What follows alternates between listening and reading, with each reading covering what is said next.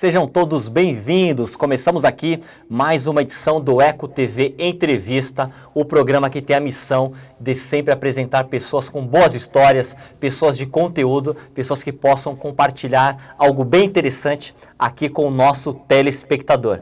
E o meu convidado de hoje, ele vem falar de política, educação, sindicalismo, políticas públicas. Eu falo do analista político aqui da região do Grande ABC, Nelson Basílio. Tudo bem, Nelson? Tudo bem, Constato? Muito bem, estou muito bem. Boa tarde a todos os telespectadores. Vamos ver aí um bom programa, então. Ô, Nelson, a sua câmera é aquela ali, tá? A primeira, ok? Eu já vi que você deu uma...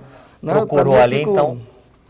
Ô, Nelson, vamos começar, como eu sempre começo aqui, falando um pouco da sua trajetória. Você é aqui da região do Grande ABC? Nasceu aqui? Eu nasci aqui em Santo André, na Rua General Glicério, lá no bairro Casa Branca. Andreense. Sou andreense da Gema mesmo. Nunca saí daqui de Santo André. E a sua formação é de Você fez o que? Você é muito ligado ao movimento sindical, não é isso? Sou ligado ao movimento sindical. A minha formação é uma formação de operário. Né? Eu estudei sempre em colégios estaduais, no primeiro grupo escolar, onde hoje é o Museu de Santo André. Então, eu tenho formação média, né? Então, só tenho a formação média, não tenho faculdade, eu sou de formação operária. Fiz vários cursos onde me projetei dentro do movimento sindical. E também, numa viagem que fiz à Itália, fiz cursos na Itália sobre o movimento sindical, que sobre legal, a economia interessante. E sobre outras Fala um pouco mais sobre isso, Nelson. Você na Itália, como é que foi essa passagem lá? Olha, o Sindicato dos Metalúrgicos de Santo André, ele sempre privilegiou fazer com que os trabalhadores tivessem um crescimento. E num desses projetos, a CUT mandou 11 trabalhadores para a Itália para estudar novas tecnologias e formas de gestão que estavam surgindo diferenciadas daqui do Brasil. E eu fui um desses privilegiados. Naquele tempo, o presidente era o João Avamileno, do sindicato, e o secretário-geral era o Cícero Firmino, que hoje é secretário do Trabalho. Sim. Então, discutindo entre a gente, achamos importante que um trabalhador fosse. E como nenhum tinha condições de ir para lá, por causa que era um ano estudando italiano e discutindo, ia viajar para a Alemanha, para a Holanda, aí acharam melhor me indicar. E eu fui, e foi um grande salto de qualidade na minha vida. Foi muito importante também para o sindicato, por causa do desenvolvimento que nós trouxemos de discussões sobre gestão da tecnologia na Europa, que depois de 3 ou 4 anos foi implantado no Brasil, e aí nós tivemos condições de analisar e poder enfrentar com maior qualidade. Que legal. Que ano foi isso, Nelson? 1989. 89. Já faz algum tempo. Que legal. Que bacana. Ô, Nelson, estamos aí em época estamos vivendo as eleições. Vou falar sempre fazer alguns ganchos aí com esse período eleitoral. Mas vamos jogar mais pro lado da vida, né? Vamos jogar pro lado aí que eu sei que você também é um filósofo, você também gosta sempre de viajar aí nos pensamentos. Na sua opinião, o que é o agir politicamente? O que você considera que é o agir politicamente? As pessoas falam muito sobre isso. Agir politicamente, infelizmente, no Brasil, é o que menos se faz. Então, nós temos um problema no Brasil. As pessoas não entendem bem o que é política. Eles pensam que política é como se fosse torcida de time de futebol. É um fla-flu, eles acham que é um fla-flu. Então, isso daí não é agir politicamente. A pessoa que tem uma consciência política, e todos nós temos, é só saber desenvolver, ela tem condições de análise das conjunturas, sejam elas mais próximas ou mais distantes. Infelizmente, no Brasil, eu falei por causa disso. Porque nós nunca tivemos, por causa de anos de elites comandando o país, né, tendo uma repressão sobre o cidadão e não deixando que ele conseguisse desenvolver plenamente na questão educacional, que era um dos temas que eu quero discutir aqui. Vamos falar porque, sobre isso. Infelizmente, no país, nós tivemos um período que discutia o SPB, que era uma coisa muito... frágil, né? E, na verdade, era para reforçar o patriotismo no período da ditadura. Mas, hoje, se você perguntar para um menino de um colegial ou perguntar para um primeiro ano de universidade, ele não sabe o que é uma estrutura política, ele não sabe o que é uma estrutura de poder. Então, infelizmente, no Brasil, nós tínhamos de ter, desde a escola não digo no pré, né? Sim. Mas na escola fundamental, orientações para que a pessoa tivesse cidadania plena. E aí sim poder dizer, eu sou um agente político. Porque todos nós somos. A criança, quando nasce, a primeira política que ela faz é de reivindicar o leite da mãe. Então, é isso que nós temos que fazer. Desde a infância, desde a tenra infância, fazer com que as pessoas discutam política. Mesmo achando que política é coisa de ladrão, de corrupto. Política é coisa de cidadão, de gente séria. Claro, tem que ter esse interesse, então, na sua opinião. Lógico. Mas é preciso que as pessoas que, teoricamente, dão suporte político para o país, não façam aquela política elitista e aquela política carreirista que tem no Brasil. Hoje nós temos 65 famílias que estão dentro da política em Brasília, nos estados e nos municípios. 65 famílias que são as elites políticas que mandam nesse país. Por que que nós não podemos ter 143 milhões de brasileiros políticos? Nelson, mas você acha que de um modo geral... Que são os eleitores. Mas de um modo geral, não também só se restringindo à elite. O brasileiro, independente aí da onde ele está na pirâmide, ele tem muito aquilo, vou dar um exemplo, é pastor, vota em pastor, coronel, vota em coronel.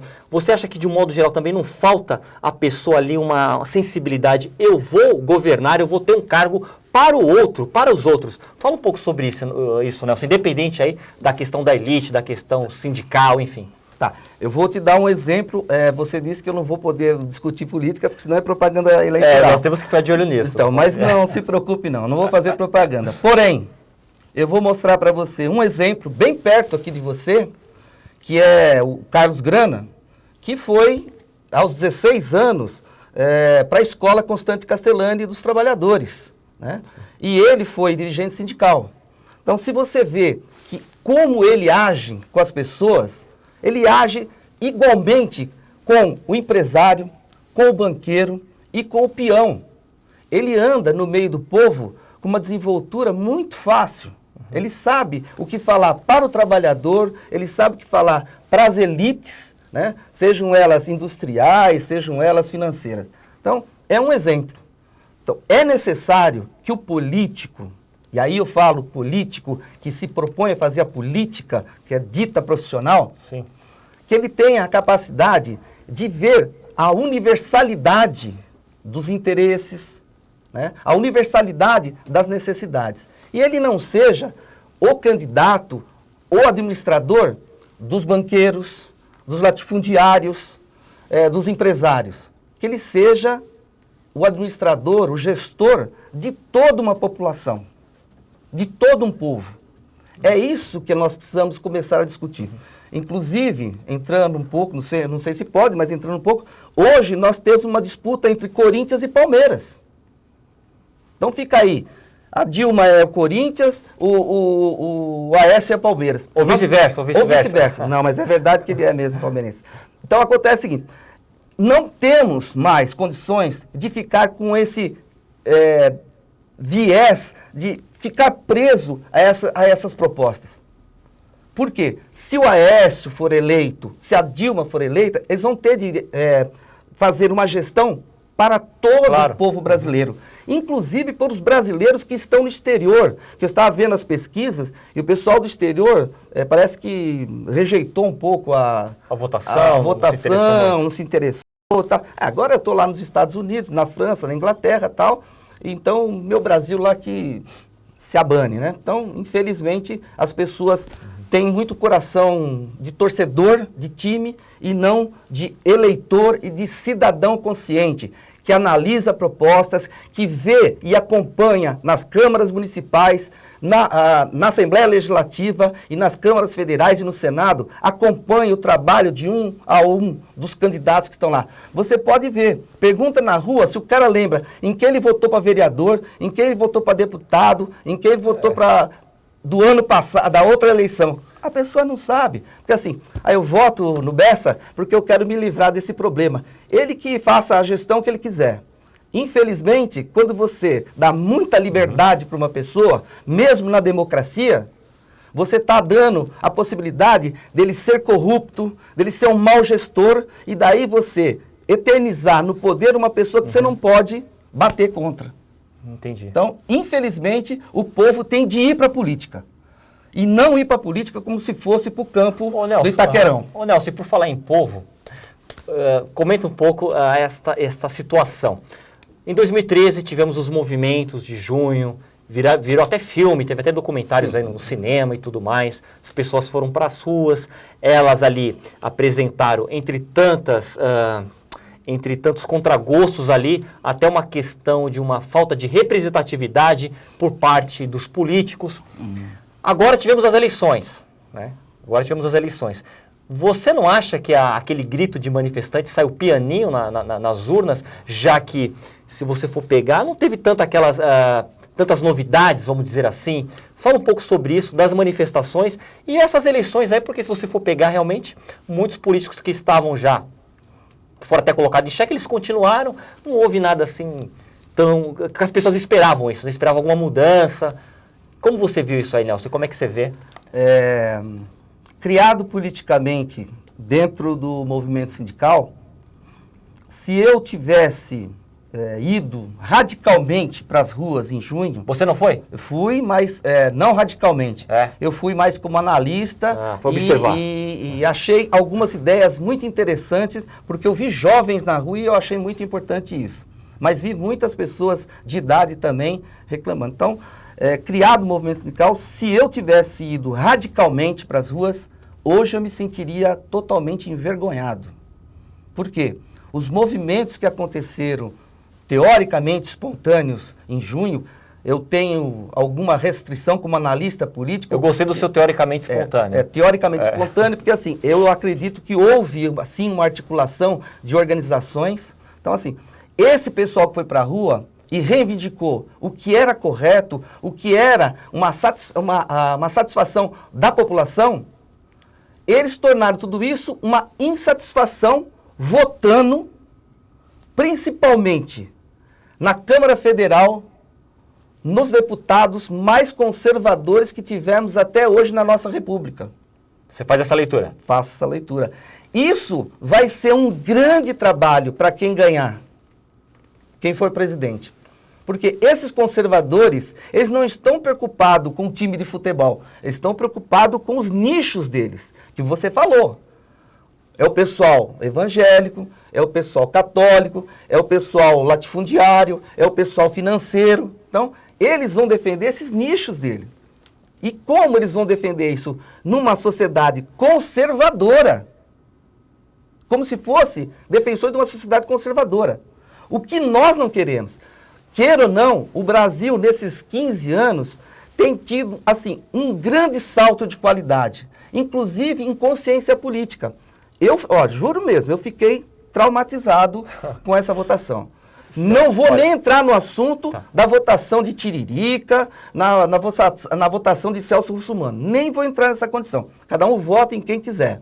Porém, existe um ditado mineiro que diz o seguinte... Então, vamos terminar esse bloco com o seu ditado, então, que eu vou ter que chamar um intervalo. Mas termina aí, fala o ditado. O ditado mineiro não pode ser dito na televisão. Passarinho que come pedra sabe o que tem. Ok. Depois desse ditado, eu vou chamar um intervalo. Não sai daí. Daqui a pouco nós voltamos com mais um bate-papo aqui com o Nelson Basílio. Não sai daí. Brasil.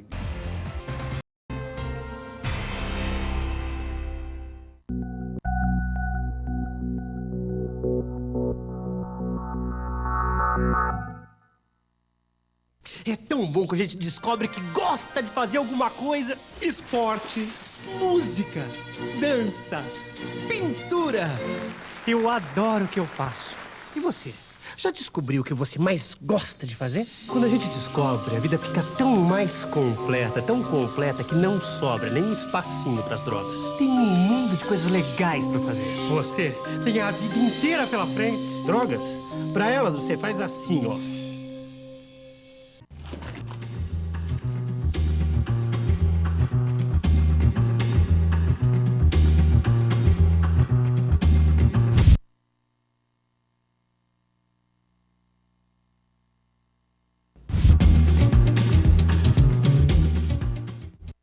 O país tem área suficiente para produzir alimentos sem derrubar nenhuma árvore. A solução é o desmatamento zero. Meu nome é Camila Pitanga, sou atriz e é essa lei que eu quero. Eu também me chamo Camila Pitanga e eu quero a lei do desmatamento zero. Eu assinei. E você?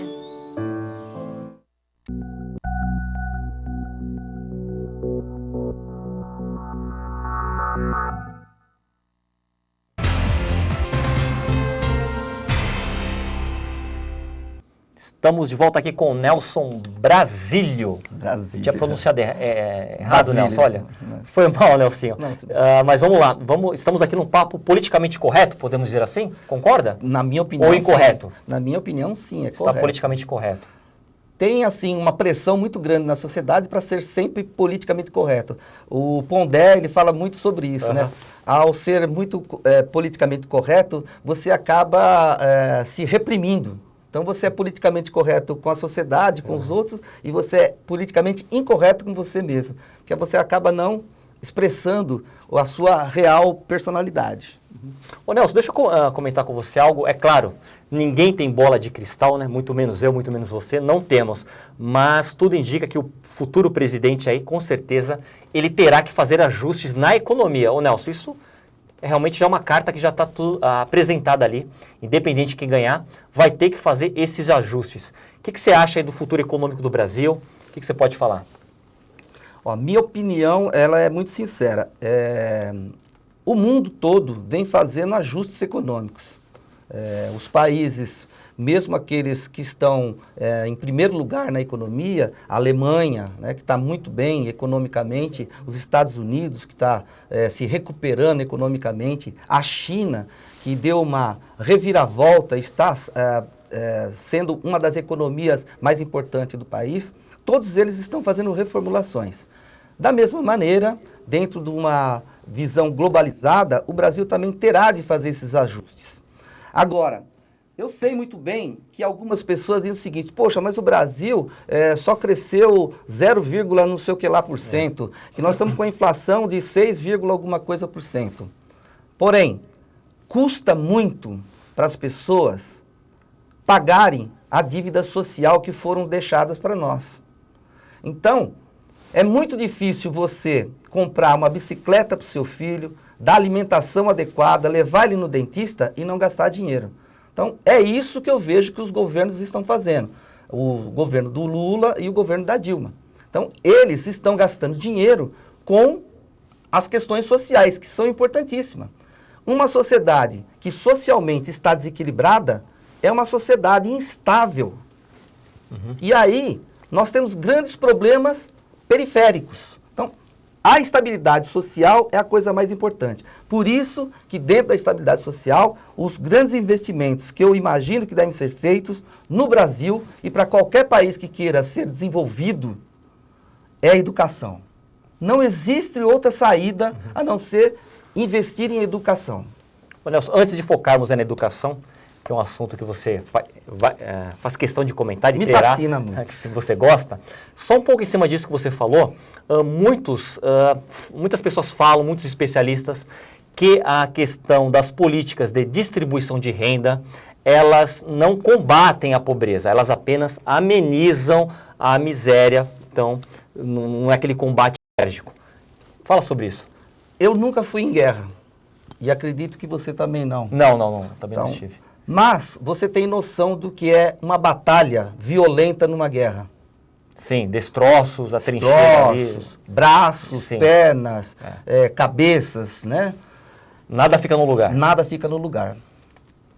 A pessoa que vai como médico ou como enfermeiro, ele vai fazer o quê? Vai cuidar Ele dos pacientes. vai levar um laboratório especial e vai reformar todo o seu organismo, que você tomou um tiro na cabeça, 2 no pulmão e 1 na perna. Não. Ela vai colocar mercúrio. Ela vai colocar um emplasto. E, aos poucos, vai levar você para um lugar com um ambiente preparado e vai fazer a operação necessária para reorganizar, recuperar o seu organismo. Na minha opinião, essas políticas sociais que muitos estão dizendo: ah, mas o povo do Nordeste agora só faz filho e só fica jogando dominó. Eu escutei hoje isso daí. Hoje eu escutei. O povo do Nordeste só fica fazendo filho e jogando dominó. Mentira. Aquele povo é batalhador. E com pouco que eles têm hoje, eles se sentem gente. Se sentem cidadãos. E isso é importante. É necessário um passo além, modificar, ter uma maneira de fiscalização maior, porque em todo lugar existe o malandro que faz um cadastro falsificado ou leva dinheiro daqueles pobrezinhos que precisam. Isso é normal. No Brasil parece normal, mas nós temos de avançar nisso. Me parece que as propostas que estão vindo é justamente nesse sentido. As políticas de distribuição de rendas virão, porém com maior fiscalização. Mas a melhor política de distribuição de renda que o meu companheiro Cícero Firmino fala é o trabalho. Nós precisamos garantir trabalho para todos, trabalho de qualidade, trabalho que dê um bom dinheiro, para que a pessoa tenha condições de tocar a sua vida e não precisar de cartão disso, cartão daquilo. Temos que chegar nesse estágio, não é? Para ter um trabalho digno, de qualidade, é necessário educação. Vamos falar então agora de educação. Você trouxe algumas anotações de educação? Eu sou difícil, eu estou com 63 anos, então eu tenho uma dificuldade às vezes de... Está sempre anotando as coisas. Eu anoto tudo. Na fábrica eu punha tudo bilhetinho no bolso, porque senão eu esqueço mesmo. Então assim, na área de formação, que eu sou formador interdisciplinar, se eu não tiver um quadro, um flip chart, uns slides, eu perco a linha de raciocínio. Então, eu sempre me amarro nessas... Eu já trago aqui à vontade, claro. Vamos lá. Então, a questão da educação que eu vejo no Brasil. Primeiro, nós tivemos, desde quando surgiu o primeiro português aqui, nós tivemos uma falta de acesso à educação e à formação. Porque eu separo a educação em dois blocos, dois viés. A educação familiar, que é aquela da aproximação, do carinho, aquela coisa toda, de ensinar para você a questão de tratar bem as pessoas. Sim. E a educação profissionalizante, a educação formal, que é aquela que vai te trazer informação, que vai te trazer qualificação, para que você possa conviver numa comunidade com o potencial que Deus lhe deu. Mas você desenvolvendo esse potencial. Então, dividindo em dois planos, aqui no Brasil, nós tivemos sempre o perigo de não se educar. Tínhamos a educação da família, o carinho da família, porém, na parte onde a gente ia desenvolver o potencial nosso de cidadão, de profissional, era tolhido. Por quê? Nós tivemos, no período colonial, uma educação que era restrita só aos nobres que vieram de Portugal. Já era o contrato social ali, Já era o contrato social. Nós tivemos no período imperial as elites, a formação das elites. E da República para cá, de 1889 para cá, o que aconteceu? Ela foi sendo compartimentada. Ainda continuaram as elites se aproveitando da educação feita pelo Estado, e que agora eles deixaram, porque o Estado cansou e não consegue mais fazer tanta formação para essa gente que é privilegiada e pode fazer pós-graduação no exterior, e eles se aproveitavam disso. A República passou pelo período da ditadura, aonde falou assim, formação é importante, mas é necessário que a pessoa tenha também uma qualificação. Então nós tivemos a formação, né, a educação, principalmente no período do colégio, naquele tempo, né? Aonde se preparava a pessoa para uma vocação profissionalizante. Tá. E depois nós tivemos o relaxo geral da educação, aonde virou um mercado de frutas, e de preferência mercado de frutas podres, aonde você vê um profissional formado para médico e não consegue exercer medicina. Um advogado, se ele não fizer um estágio lá no nosso sindicato, lá no Sindicato de Metalúrgica Santo André, o cara não aprende nada, porque lá é uma faculdade, lá é uma universidade, lá ele aprende a ser advogado. Na faculdade dele, não. Mal e porcamente ele vai saber fazer uma redação. Vai demorar para passar na OAB. Vai. Olha, Você vê, tem cara que 9 anos fazendo teste lá e não passa na OAB. Infelizmente, a educação no Brasil é isso. Eu estava fazendo um levantamento dos primeiros lugares em educação no mundo. Finlândia, em primeiro lugar. Japão, em segundo. Coreia do Sul, em quarto. Alemanha, em sexto. Em 16º, a Suíça. Em 19º, os Estados Unidos. E o Brasil, em 35º. Todos podem dizer assim, mas a educação aqui é muito ruim. A nossa educação realmente não condiz com o tamanho, com o potencial que o brasileiro tem. Mas ainda assim mesmo, 35º lugar, diante desse quadro, ainda é bom. Porém, alguns outros países fizeram, sim, educação responsável. Que educação responsável não se faz da noite para o dia. Educação responsável se faz dentro de um processo 15, 20, 30 anos. Como foi feito na Coreia do Sul, como foi feito na China e como foi feito em Cuba. Isso é você preparar o cidadão para ele, além de ser cidadão, ser uma pessoa que contribui e não vive às expensas do governo, pegando cartãozinho disso ou cartãozinho daquilo. Claro. Ô Nelson, estamos caminhando aqui para o final do programa. Acho que dá tempo de fazer mais uma última pergunta aqui, que é quase uma provocação, já que você citou muito a elite, ô Nelson. O que a elite fez de boa na história do Brasil? Vamos ser bem aí. O que você colocaria como de algo benéfico que a elite fez, já que quando você fala elite, é aquela pessoa que às vezes investiu, abriu uma empresa, gerou renda, não é verdade? A elite é que você coloca nessa dimensão, não é? Tá. Então fale aqui para o nosso telespectador, diante dos seus estudos, que você realmente é um estudioso, o que a elite fez de bem aqui para o nosso país, Nelson? Então eu vou dizer para você assim a minha definição de elite, porque existe a elite que é a elite produtiva e tem a elite que se acha dona do país.